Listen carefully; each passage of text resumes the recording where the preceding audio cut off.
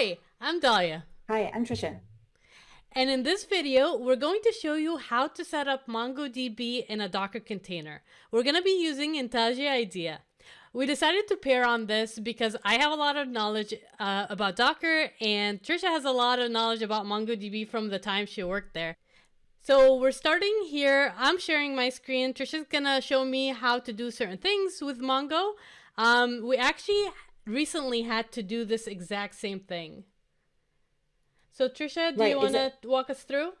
Yep, exactly. So we created a Spring Boot application. The Spring Boot application was the idea was to allow restaurant bookings. So as a customer, I can book online a restaurant, so I can go there and have a meal out in the real world. Yay! And this is a microservices application. The code we're going to look at today is the restaurant service. This is the metadata of restaurants. So, their name, their opening hours, their capacity, all the things to do with the restaurant. And we decided for this service to use MongoDB as the data store for this. The reason being, the thing I learned when I was working at MongoDB is that the way that the document database works with its sort of flexible schema, it works really nicely if you're not entirely sure of exactly the amount of data you're going to be storing about an individual entity.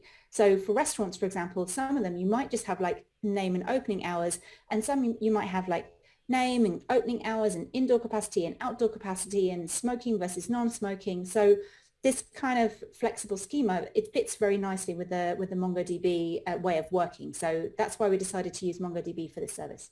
Yeah, that's a great point. It's the flexible schema is the key here. And here's our main class. So if we try to run it right now, oh, Trisha's probably gonna ask me why you're not using the shortcuts. Control Shift F10. In order to get it running. I love these gutter icons, and it also tells you. Oh, go ahead. I like the gutter icons because they're very visual, so you know exactly what you're running, especially if you've got like a test class and there's more than one thing in there. Yeah, that's a great point too. You can just run one method or so on and so forth. So there we go, starting here, and we see an error. It'll stop logging here. So if we go backwards, we'll see that it has an error. And if you look at the stack, it's saying that it can't find Mongo, which it makes sense because we don't have Mongo installed right now. So what we're going to do is we're going to set up MongoDB with a Docker container. So I'm going to go to my services window. And I have Docker set up already. I have Docker running. If I bring up my icons here, it's running right here. And I have it connected. If you have any questions over how I got Docker connected with IntelliJ IDEA, check out my Docker in IntelliJ IDEA video. I go over how to set that up and a lot of that info.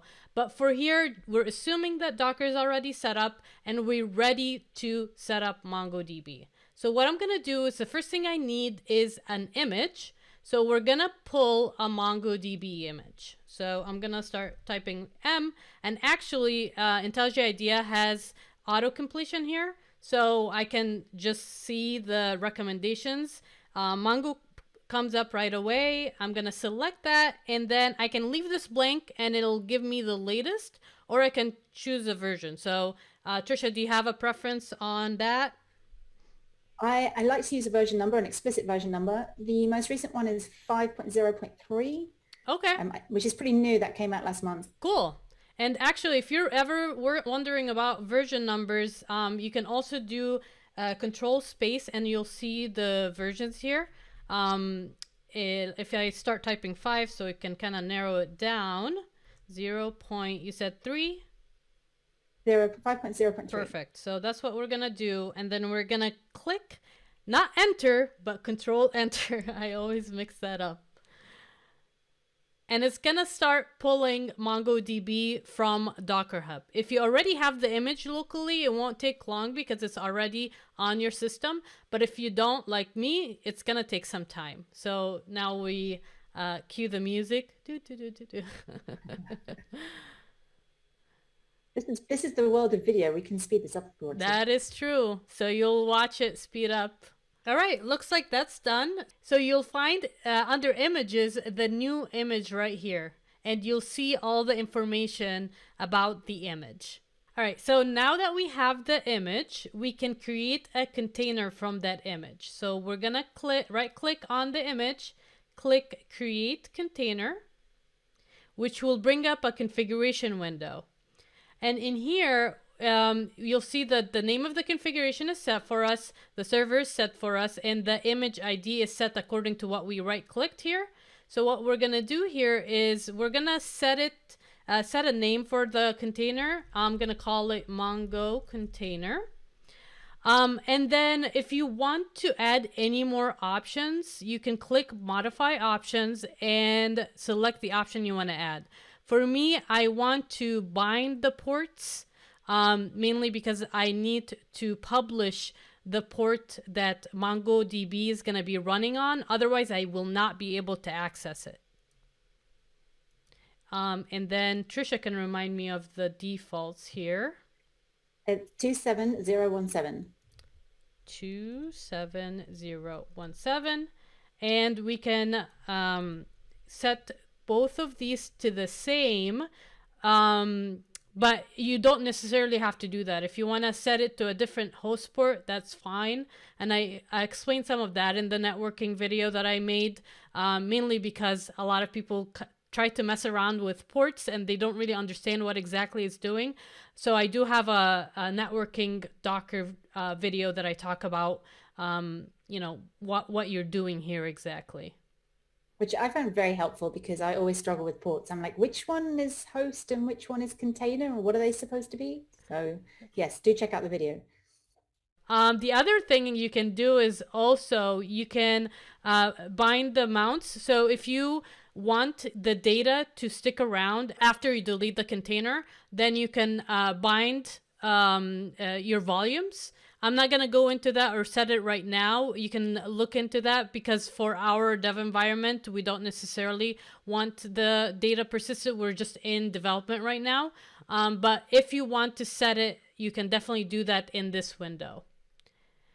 So that's all I'm going to do. And then I'm going to click run. So if you're working in the terminal, this is the equivalent of running the Docker run command.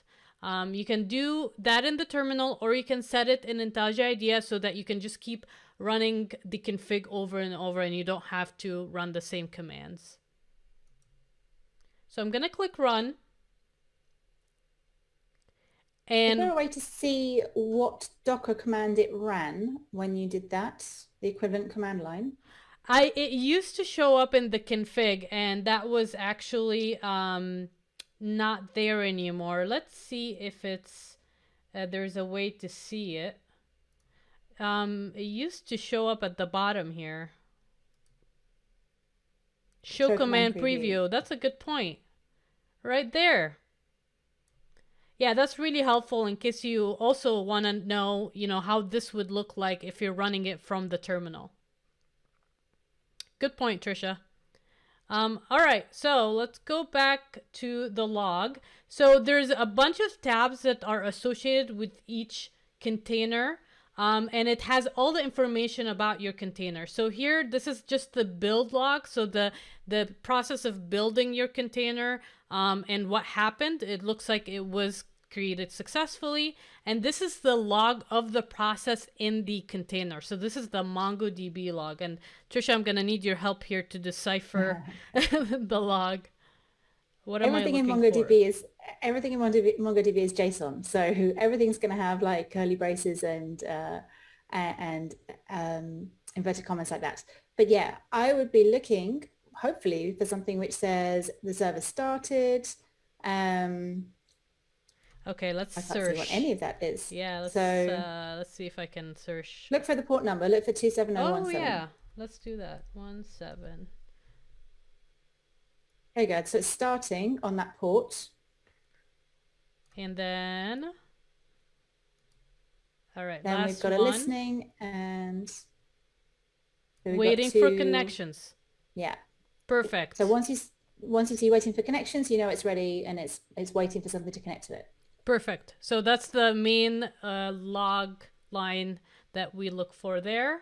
Any other things that we want to point out here? I think mainly that you have like the properties, so you can see the name here, any environment variables that was set for you, port bindings, volume bindings, and you can even browse the file system. I thought that was really, really helpful. Yeah, this is really helpful because for me, I don't really understand containers because it's just this sort of magic black box which happens somewhere else. And sort of having the ability to kind of drill into that black box and see what's there, I find that extremely helpful. Yeah. Is there anything you want to do with the container to make sure it's up and running properly? Yeah, so one of the things that we were doing when we were playing with MongoDB before is if you're used to working with MongoDB, especially if you're used to working from the command line, like we're often taught in the getting started stuff, often you want to sort of use the Mongo command to, once you know the database is up and running, you want to be able to query it and sort of see, is it really running and is it the database I expect it to be? What I found confusing about Docker was I can't do that from my terminal command line, right? Because it's not really running, it's running in a magic container. But Dahlia showed me a trick, right? Show me the trick. You can right click on the container here and click exec and then create and run.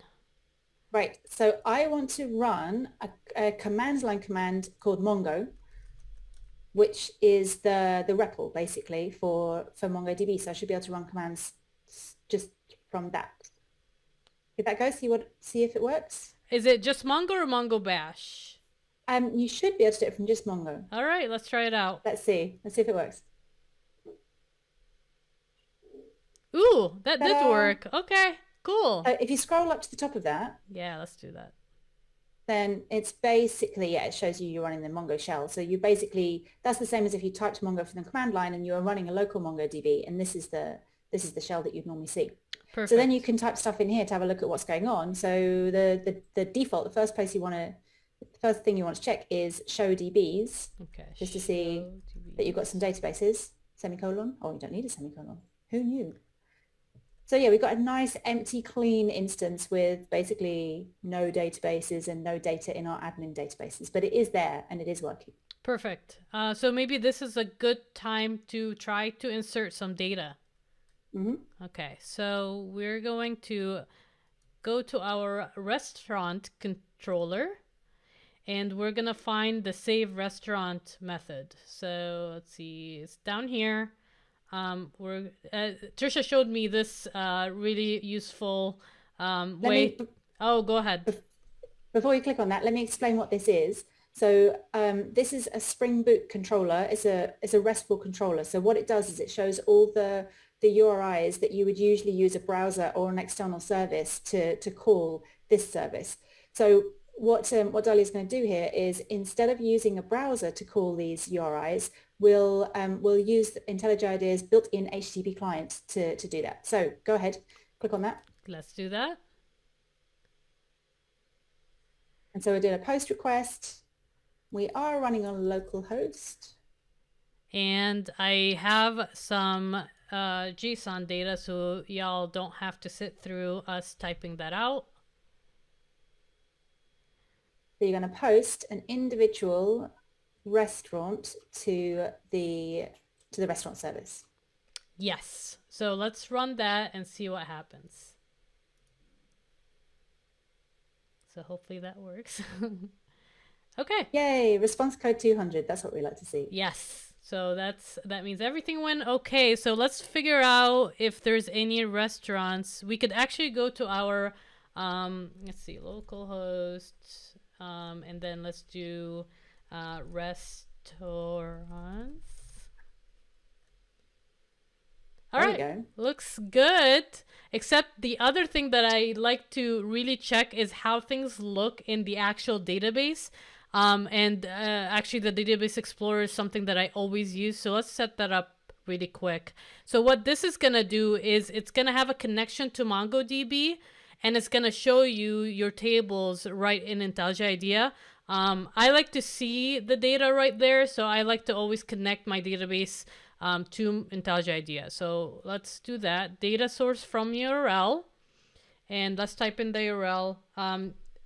Trisha, you're gonna have to remind me. Is it MongoDB or Mongo? It's MongoDB. Okay, I always mix the two. Sometimes it's Mongo, sometimes it's MongoDB. Yeah, MongoDB // yeah, localhost 27017. Okay, perfect. And then And look, IntelliJ IDEA picks up that it's a MongoDB one. perfect. And then let's click OK and see if it connected. It's gonna bring up the configuration window and ask you if you want to configure anything else. I'm just gonna take all the defaults because everything is set to the default. It doesn't have any drivers, so if you just click download here, it's gonna go off and download the missing drivers. I find this the most useful feature of this whole window because the number of times that I've been trying to connect to a database, especially from JDBC or something like that, and you're like, what is the magic incantation for my driver files to connect to my JDBC data source? Totally agree with that. Let's do the test connection to make sure that it's running properly. And here it is. So it looks like it succeeded and the connection was successful. So let's click OK. So it's connecting to MongoDB in the Database Explorer. One of the things I like about this is it's treating NoSQL databases the same as SQL databases, so that you can take a look at your data sources, take a look at the data that's in there, and poke around with it the same way you would if it was MySQL or one of the other SQL databases. Yeah, and I always do this with MySQL containers as well, because a lot of times it's really easy to set up a MySQL database and then I just connect it with the Database Explorer and just go on and create all the tables and the data and all that. There it is. It's connected and it has a restaurant table. Collection, yes. See, I come from a SQL background, so you're going to have to keep correcting me. I think that's another thing that's important to notice here is that the IntelliJ IDEA support for MongoDB is evolving. It is trying to fit a document-shaped database into a relational database type shape inside the UI. So restaurant is represented as a table, even though it's a collection, to say the word collection. And it kind of has the concept of fields, which is not quite the same thing in MongoDB. And then when you click on it, you get a table of data like this, a sort of output in a tabular way. I quite like this because firstly, you get a visual representation of your data, which is one of the things I always like. I'm a very visual person. And secondly, if you are coming to something like MongoDB from a SQL database, it's kind of nice to see it in a more familiar form. Whereas normally when you look at the documentation in MongoDB land, it's all about using the command line and seeing stuff in JSON, and it takes a bit of a mental model shift to get used to using the MongoDB way. Whereas here, if you use it inside IntelliJ IDEA, it feels a bit more familiar and a bit more databasey. Yeah, I totally agree. This brought it home for me when I was like experimenting with it. So you can see that the record, can I call it record? The document. The document. You can see the document made it in here, and it's all good to go. Anything else you want to show here? Not really in here. We don't really have a lot to show. I mean, the only thing to really point out is if you scroll to the right again and look back at the dates, the opening days where it says Saturday there, MongoDB supports this idea of lists as a data type. So it's kind of that one field can have multiple values. So it's shown almost like a Java list. Yes, that's a good point. Okay. And do we want to talk about the console? Yeah, let's just quickly look at the console, because again, if you're used to working with MongoDB, you'll be used to using like a command line console. So if we open the console, this option. Yeah, let's give that a go. Great. So if this was a SQL database, this is where you'd be typing your SQL commands like select star from, whatever. But this is not a SQL database. This is a MongoDB database. So this works in a slightly different way. You want to use MongoDB commands here. For example, we can use show DBs like we did before. And let's see, is it control enter or enter? I think it's probably so. Control enter. Let's try that. There we go.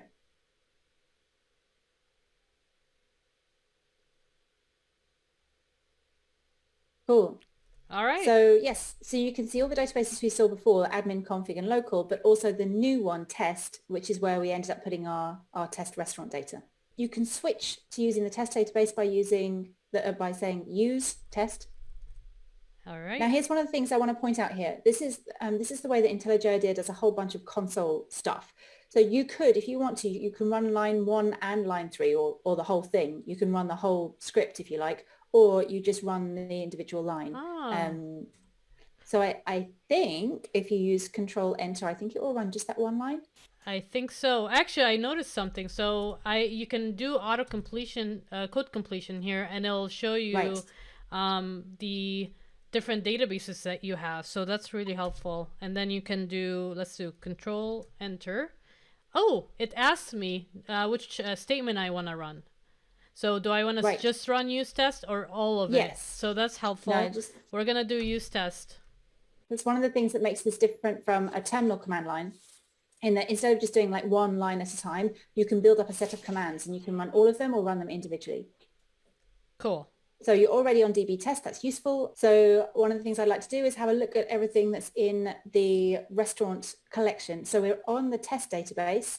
So we say DB dot, you should be able to say restaurant. Oh. Yeah, so that means we're going to use that collection dot and then find. You should be able to get code completion for find. There we go, find. Great. And again, because IntelliJ IDEA is going to give you code completion for these things, it's really helpful if you're kind of getting to grips with MongoDB and you're trying to use something very, very new. Yeah. Let's do Control Enter, and then we just want to run that. Ta-da! There we go. Okay, cool.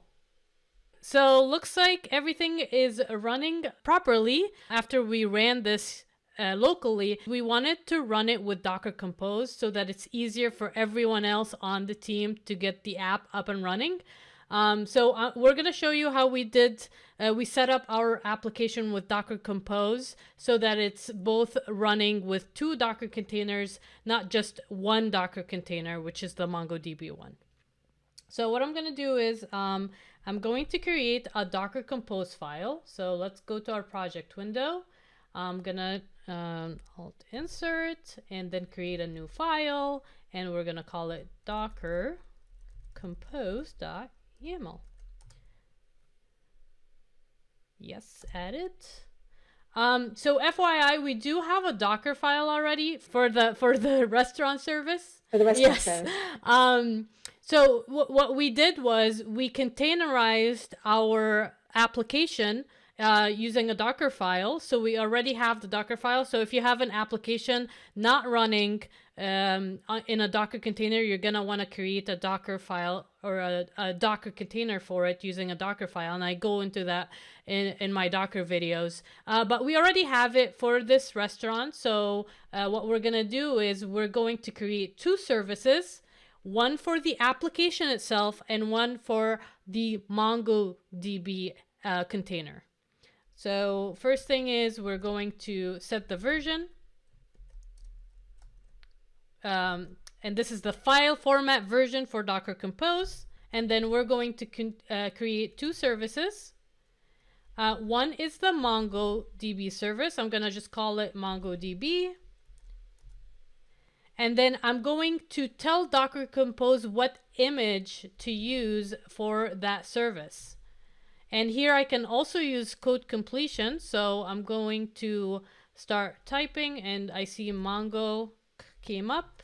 And then what was the version again, Trisha? 5.0.3. Yes. Okay. So that's that. We got completion for that too. And then we're going to set the ports. So this is the equivalent of what we did to do the run command to get Mongo up and running. This basically codifies it in one file so you don't have to create a configuration or do anything like that or save your commands. This is going to be a one-stop shop to just click that run button and get the application up and running. This is what I like about Docker Compose. This makes a lot more sense to me than running stuff from the command line, because I've got a configuration file which spells out exactly what services I want, what versions they are, and basically I can use something like IntelliJ IDEA to just run them consistently the same every time. Yeah, exactly. That's why we wanted to set it for the team so that it's easier for them. And then 27017. So that's all we did in our Docker run. So that's enough for the services. for MongoDB. So now I need to create a service for my application. So I'm going to call it restaurant. You're much better at spelling restaurant than me. We had a lot of fun teasing Trisha about that. You had fun. And then we're going to build the image before we run the service, if it doesn't exist. So that's what I'm doing here. And then I'm going to set the ports. And in this case, we're exposing port 8080 so that we can access it via localhost 8080. And then we need to set the environment variable. So what this is gonna do is it's gonna change the host name for how to access MongoDB. And I wanna explain that for a second. So when we created the MongoDB container initially, we created on the local machine and exposed port 27017 so that we can access it via localhost. Now, when I create a separate container for the application and that separate container is trying to connect to the MongoDB container, it's two isolated containers and it doesn't really know how to access localhost. So what we're going to do is we're going to tell the services, the application container, to connect to the MongoDB container via its services name. So the way that we're going to do that is we're going to pass in a Spring property, and it's going to be Spring data MongoDB dot host equal, and that is going to be set to this name here. So this is going to tell the restaurant service when you're trying to access the MongoDB container, access it via this, not localhost, because otherwise it just doesn't really understand what localhost. Localhost means whatever is in that application itself, not anything outside of that.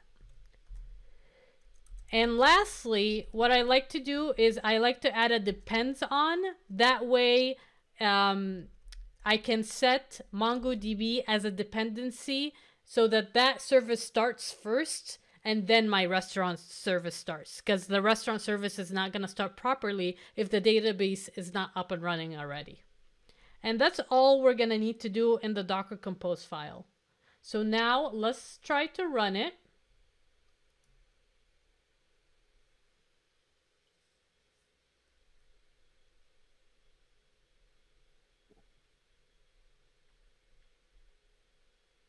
And I like the gutter icons here because you can start and stop services right here. You don't have to, if you want to just restart MongoDB, you don't have to restart everything in here. You can just restart MongoDB. I've been using that a lot in Docker Compose, so I won't start the whole thing, but let's say I want to do some sort of system level tests with the database. I don't need all the services running. I just need MongoDB running. So I'll start MongoDB and then run some automated tests against MongoDB. Yeah, that's a good point. But I like the way that, because you put the dependency, the depends on in restaurant, if you start restaurant, it's going to make sure that MongoDB is running. And that makes sense because the restaurant's not going to work if it's not running. Yeah, and you get some help here in case you're wondering, what each key is doing. And this is a YAML file, so you want to be very careful with your indentation and all, because if you get that wrong, then it won't work quite the way that you expect it to. So look. What I love about that is the errors are not very helpful. Yes. Let's see. We did get an error. Ooh, you got an error. So it looks like failed port. Oh, the port is already allocated 2707. The reason we're getting that is because we already have a port binding to the host port 27017. So what we need to do is we need to stop the containers that are bound to those two ports. And the hint there is because it's 27017, it's almost definitely something running MongoDB. Exactly. Yes. So what we're going to need to do is go to the container we created earlier and stop it so that it's not binding that port.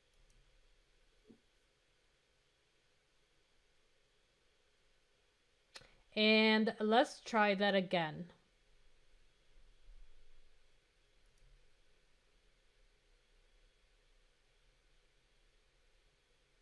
And now it's complaining about 8080. So now we have to actually stop the 8080 port. Do we have it running? We don't have it running in Docker. We have it running from IntelliJ IDEA. Yes, we have it running in locally. In so what we need to do is we need to stop the run here. So that's a good point. Because sometimes you think, is it running in a Docker container or is it running locally? And no matter what, the end result is the same, because it just means that that port is bound to something or some process out there, and you need to stop that process. So let's now try it again and see what happens.